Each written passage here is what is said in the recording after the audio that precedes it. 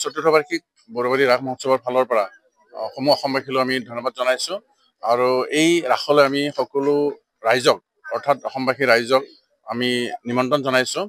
আমি এই বৰ্ষৰ চতুৰ্থ বৰ্ষত যিহেতু ভৰি দিলে আমি পূৰ্ণ প্ৰস্তুতিৰে এই ৰাস মহোৎসৱ আমি উদযাপন কৰিবলৈ আমি সম্পূৰ্ণ প্ৰস্তুতি সাজু কৰিছোঁ।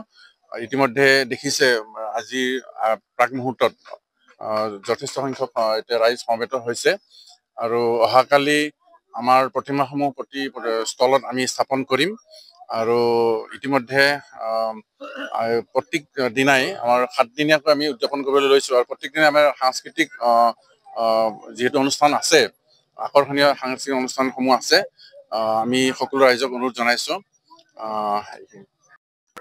আমি শ্ৰদ্ধাঞ্জলি অনুষ্ঠান এই ৰাসত আমি তেখেতৰ যিটো মায়াবিনী গীতেৰে আমি শ্ৰদ্ধাঞ্জলি অনুষ্ঠান ৰাখিছোঁ।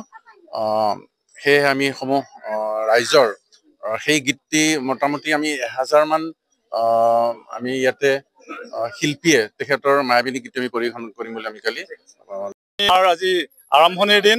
ইতিমধ্যে আমাৰ দৰং আৰু কামৰূপ দুয়োখন জিলাৰ প্ৰায় 20খন গাঁৱৰ মানুহ লগ লাগি এই ৰাসখন অনুষ্ঠিত কৰিছোঁ আৰু ইয়াত কোনো ধৰণৰ ধৰ্মৰ ওপৰত ভিত্তি কৰি আমি কৰা নাই। এটা যাতে সকলোৰে মাজত মিলা প্ৰীতিৰ ভাৱ হয়, কোনো ধৰণৰ আমাৰ ভাষা ভাষী বা ধৰ্মৰ ওপৰত আমাৰ এইটো গুৰুত্ব দিয়া হোৱা নাই যে এই ৰাসখনে যাতে সকলোৰে মাজত সম্প্ৰীতিৰ মনোভাৱ জগাই তোলে, তাৰ কাৰণে আমি চেষ্টা কৰিছোঁ।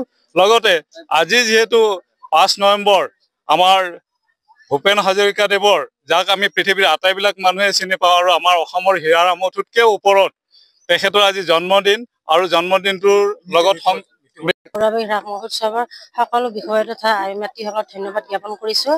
গতিকে চতুৰ্থবাৰ্ষিক ৰাস মহোৎসৱত সকলো মহিলাই সকলো উদ্যোক্তাসকলে আগবাঢ়ি আছে এই স্থানত। গতিকে এই স্থানত সকলোকে আহিবলৈ আমি আদৰেৰে নিমন্ত্ৰণ জনাইছোঁ।